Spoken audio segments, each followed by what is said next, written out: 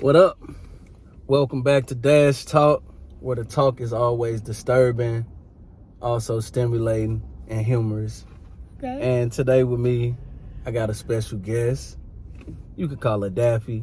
You could call her Daphne. Very intelligent. Got Wakanda Daphne with forever. me. What's going on? How you doing? I'm fine. Why so quick with the answer? I don't know. You don't know? I'm quick.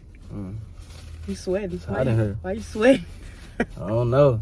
I guess Mr. Cool Breeze get around the ladies and get a little hot. I'm nervous. Right. Never had well, I did have Ashley on the show. I was gonna say I haven't had a female on the show. We gonna cut that out because you had a female. Just for editing, you be like, We not cutting nothing out. all right, Dash we gonna Talk. cut that. Dash Talk. Shit. But I know me and you, we've had some very serious conversations about policing, and I really like your point of view because it's different, you know. And for me, I like to be open-minded and really take in different ideas and stuff like this. So when we had our different talks about policing, it was like, I never looked at it from this point of view, and I wanted you to share like that point of view with the viewers, because I know in our culture it's like we look down on the police. For me, one thing that I wanted to touch on with you or ask you about was I remember telling you it was an officer that used to always pull me over, and I felt like it was harassment. And something that you said to me that really just sparked something in my mind. You said, what if he was trying to check to see if you was okay, or what if he was really just harassing you because he saw better in you, pretty much. And I wanted you to elaborate on that point. Like, how did you get to that? Well, I grew up kind of observing people make bad decisions because one, growing up religious, sometimes it seems too real. You feel like God gonna come down and hurt you. I wasn't even scared of the police. It was never taught to me, as one, to fear police officers, and then two, the only people I seen that did not like the police were people that broke the law. Like, of course you're not gonna like the person that's stopping you from doing what you want. Just like a toddler, you not gonna like your mama at the moment when you tell your toddler to stop, so it's the same thing. It's just to draw it back in, like, I'm not scared of the police. Never was taught to me. If you don't want to get in bad situations with the police, don't do bad stuff. That was what was taught to me. There was no F12 and they just trying to get black people. It was never like that growing up. So first, it just started from there. Two, DARE. Everybody goes through DARE class, and you always have an officer who is going to be in your face, and they're assigned to you. And I seen this officer correcting people. That's their job, is to correct people in civilization. As much as we want to feel like we free and we birds and we can just fly off the roof whenever we want to, we not. We live in a simulation, and it's well constructed. And if you want to be citizens that progress, follow these rules. And so thirdly, I finally did a job in law enforcement, but it wasn't too serious. But I worked at the courts. I was armed. And just having that feeling, I'm not even a first responder as far as the rest of the world, but I'm a first responder in the courts. And so to know that if anything happens, it's gonna fall back on me. So all that responsibility is on that person. And so putting your feet in them shoes is a step that can get you there. And your mother is, that's one of the, or your parents, like, you scared. So if they tell you don't do something and you do it anyway, somebody gonna be mad. Yeah.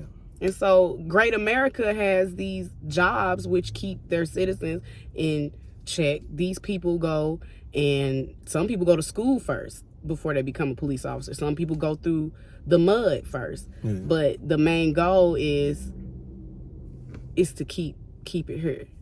So the officer that kept bothering you, I believe he was just trying to keep you here. And so, you know, you young and you probably was told the opposite of what I was told. Like, these guys don't like you, stay away from them. You know, they don't like people your color. And as soon as you get pulled over, especially a white one, he probably loved you. Because officers don't like paperwork. They don't want to sit there with you. They want to go and sit down. And the same way when you go to work, you don't want nobody to call that call line. You don't want nobody to walk in the store. You don't want nobody to ask you no questions. It's the same thing with people in this job. They don't want no shit to pop off today. They want to go home.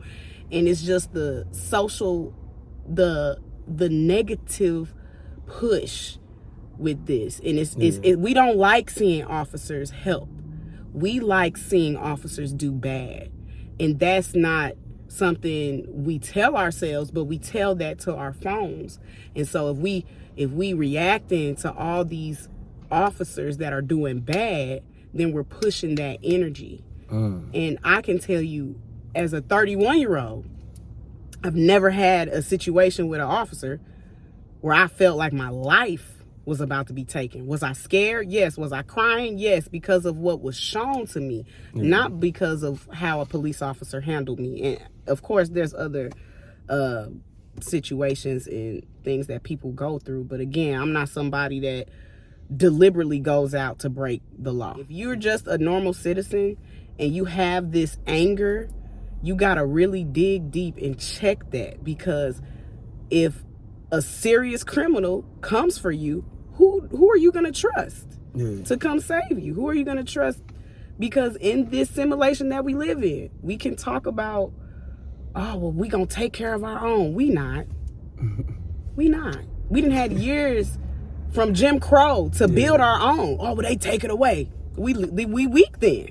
I'm a realist. So, I mean, at the end of the day, you can complain about it or you can get with the flow. So that's me. And I like that.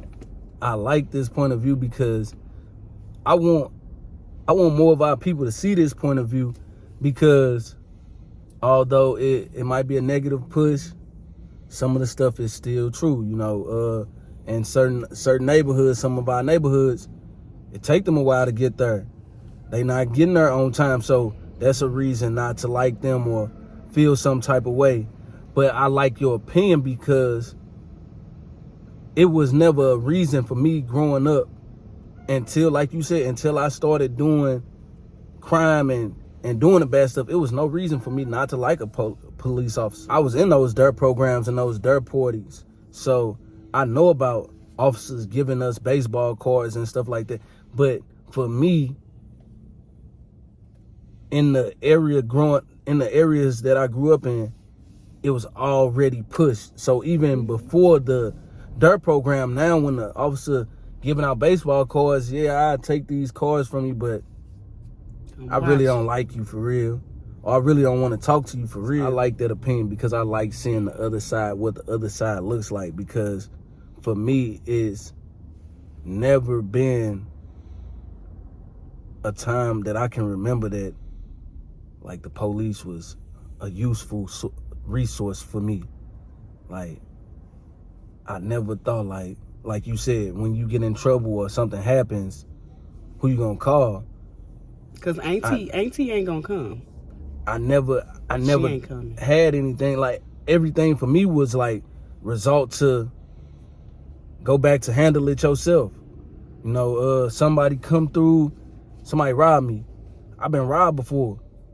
I didn't call the police, call my partners, or take care of myself. Like, okay, now what we finna go do? What's finna happen? Somebody come through shooting at us. I'm not like, oh, let's. So we had to switch location. Back to my experience with the police. Like, I just feel like I never really had a reason to to look at the police as helpful. You know, you see on the side of their car, protect and serve. For me, I never felt like the protect part was incorporated.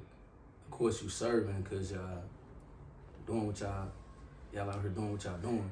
And for me, it's like, it's a narrative being pushed, but it's not far-fetched. You know, people are being profiled.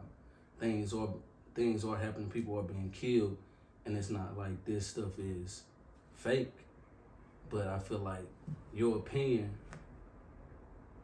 is an opinion that more people should have. And I don't think we look at... We not doing our job. Yeah. And I don't think we look at the police as a job. Right. It's like they out here just harassing people. They not doing work.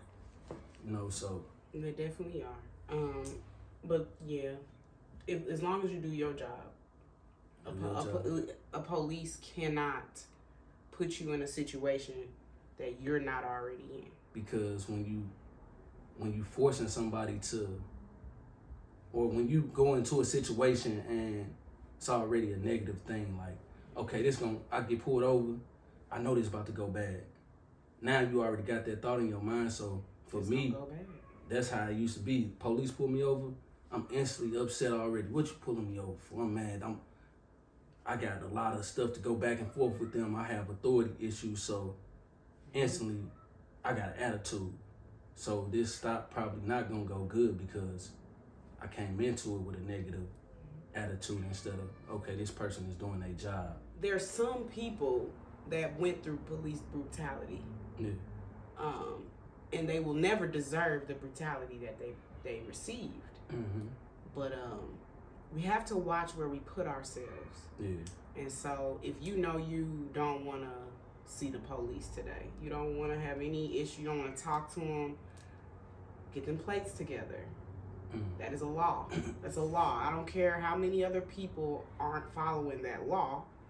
If you know the police are more prone to pull you over due to what you do, where you be, and who you with, then you need to have from A to Z covered because you already know. That's how your mind should be thinking, not preparing for an altercation that could possibly be fatal. That one group of people chooses to fight the police.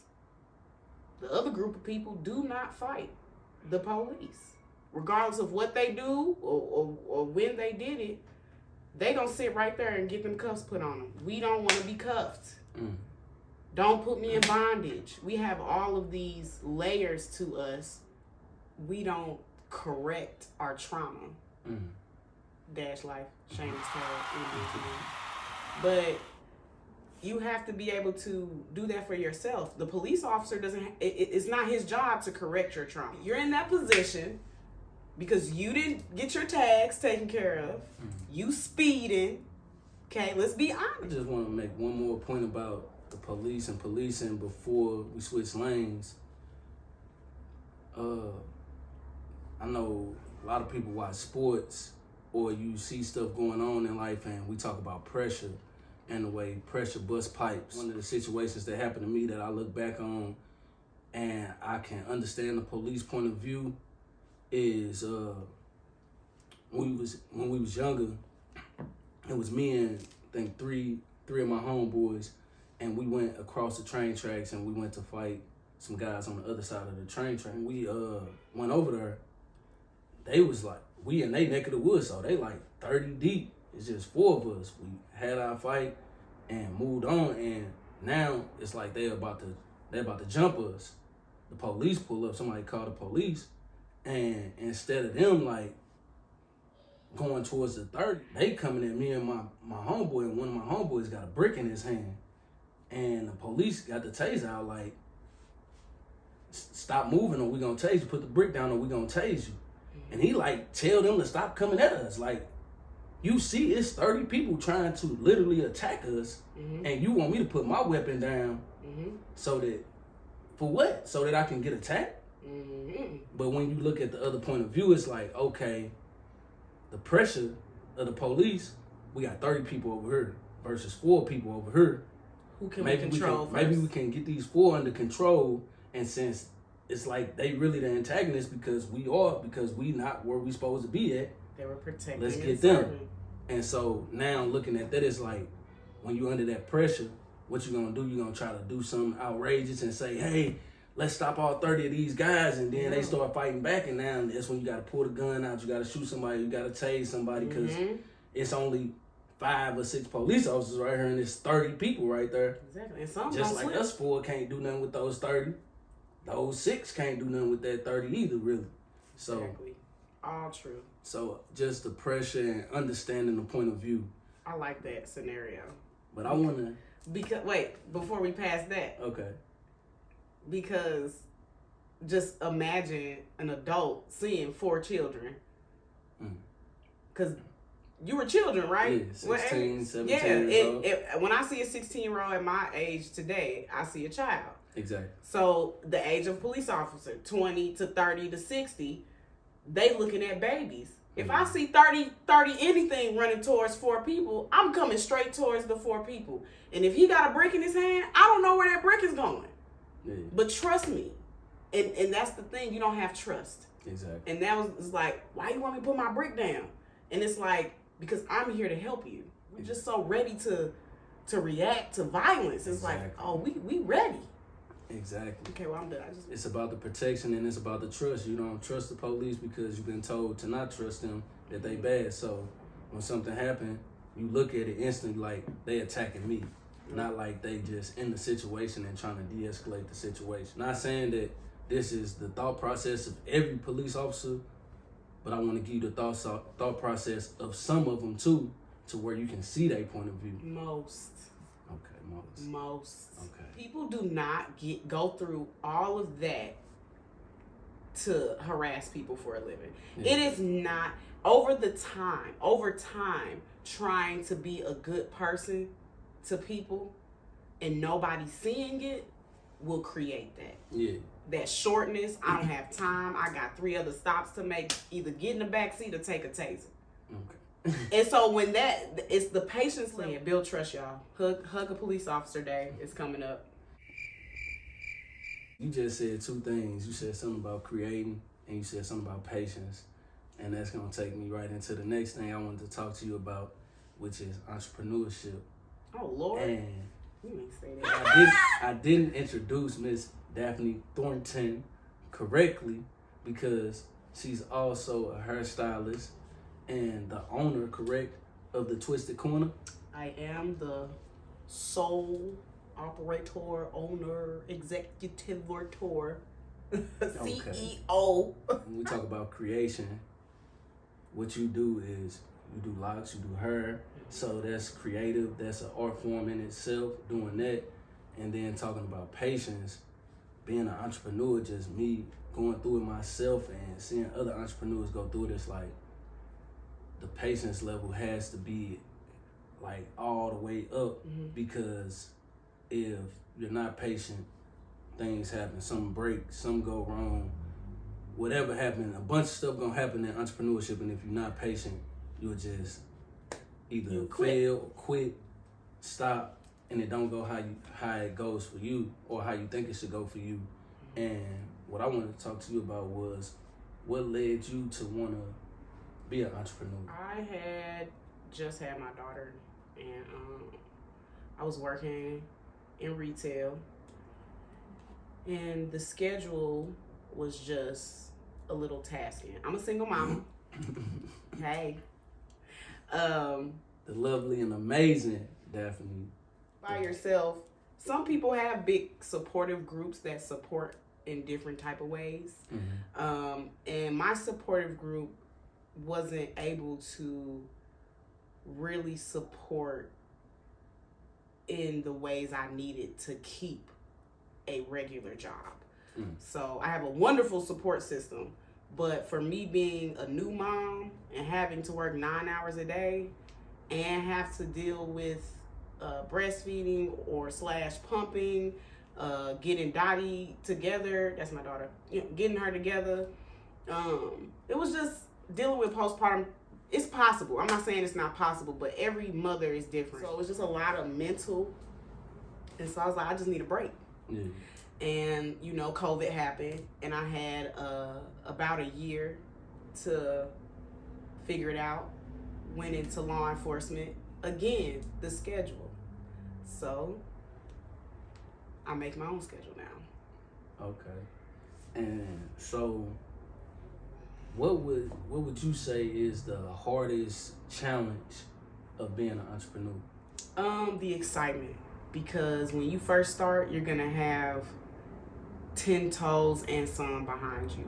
It's like everybody's gonna push you. You might get donations. All your bills might be paid. You know what I'm saying? So you have to stay grounded, and you have to realize that entrepreneurship is like a coin. It can be heads one day, but it can be tails. It's real quick. Yeah. Real quick. You could be climbing the mountain, and then there's no mountain. You be like, what just happened? Make a plan. I went into this with no plan. My biggest advice is, before you step into entrepreneurship, be patient. Be patient. Write your plan.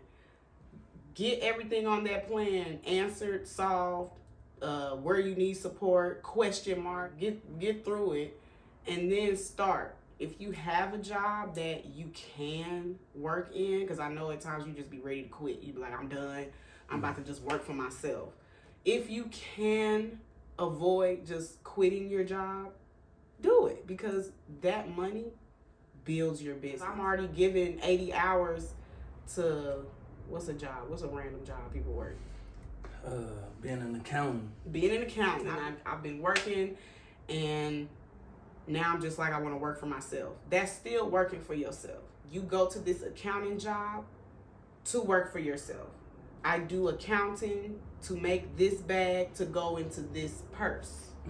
See that? So you're not just an accountant for this accounting company. Put them as third party. I'm a business owner, because maybe you're an accountant. And so this is just experience. This is just passive income. Out of work, I do my own practice. So you just have to start changing your verbs and changing your thought process around your current job. Now, if you have already quit your job and you somebody like me, and you like fast forward because I ain't got no job, then you're gonna have to learn how to lean on your support system, and you're gonna have to kill your pride. You're gonna have to be the broke one. You're gonna have to say no to the events, even though you really want to go out and have some time. If you choose to go out, know that you paid $20 to get in. There's no drinking at the bar. You're going to have to be a lame. You're going to have to be the person people turn their nose up to. You might not have the new shoes. You have to kill all that ego shit, because that's why we get in these predicaments. Because I had an ego, and I was like, work for myself. And I was good for a good 8 months. But when the momentum slows down in my field, hair, people always want their hair done in the summer because they're traveling and they're going to see family. And then it slows down when it starts getting cold, because y'all like to save up for the holidays.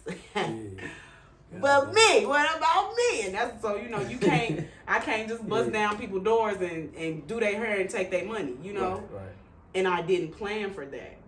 So that was a lesson for me, but that can be a blessing for you, because you can say, oh, if I want to be a stylist, I already know the winners in the beginning of the year are like the slower times. So let me go ahead and get a part-time job here, or set up a temporary job, work seasonal for my company that I already work for. Hey, I'm not quitting.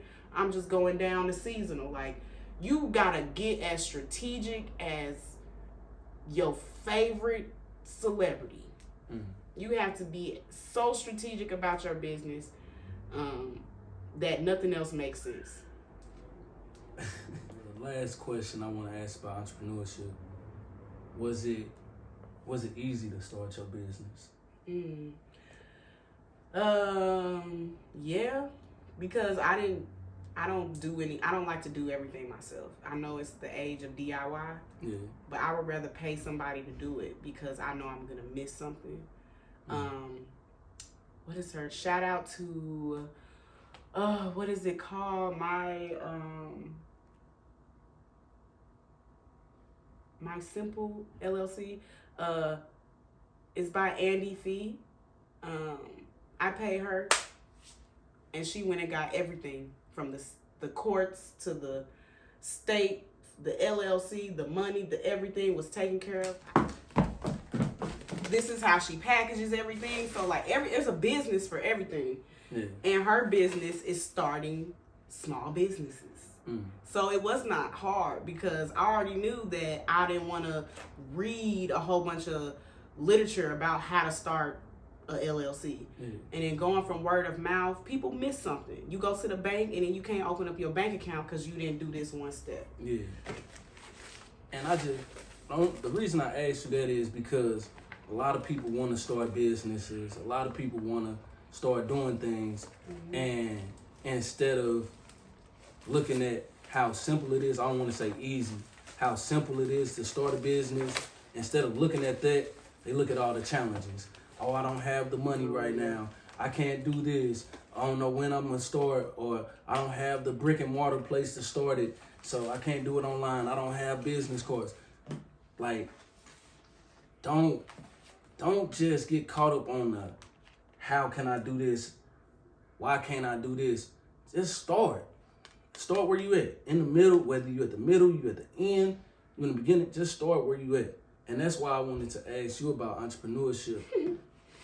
But before we get out of here, if it was something that you could tell the people that are struggling or going through some things, and it was something that you could tell them to uplift their spirits or something that helps keep you motivated, inspires you, what would you tell the people?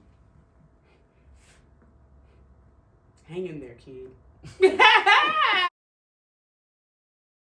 Hang in there, kid. Well, I mean, you're God's child. That's what I was told today at church.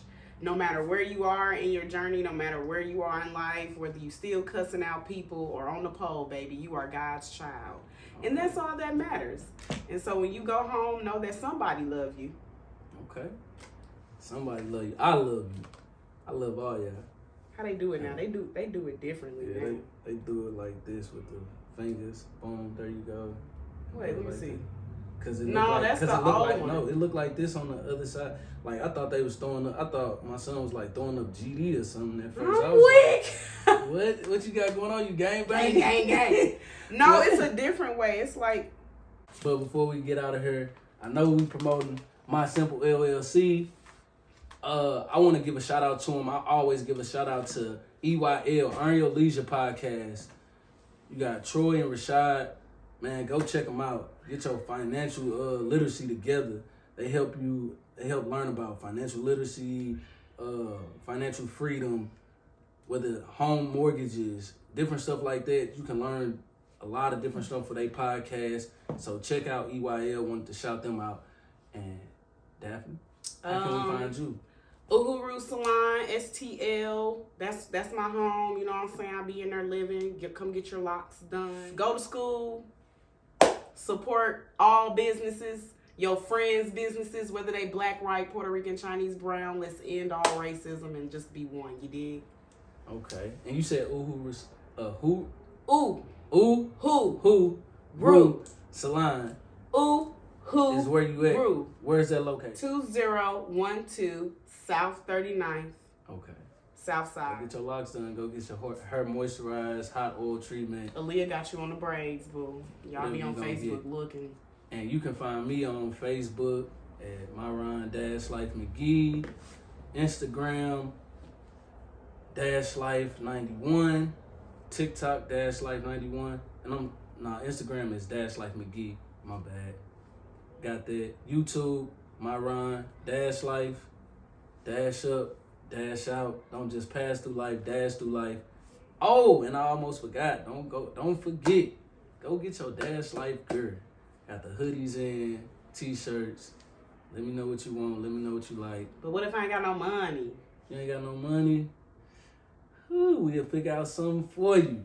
We gonna definitely figure out something for you and get you in some Dash Life gear. But definitely go out, get your Dash Life gear. And tune back in next week. Comment, like, share. Let me know what y'all think.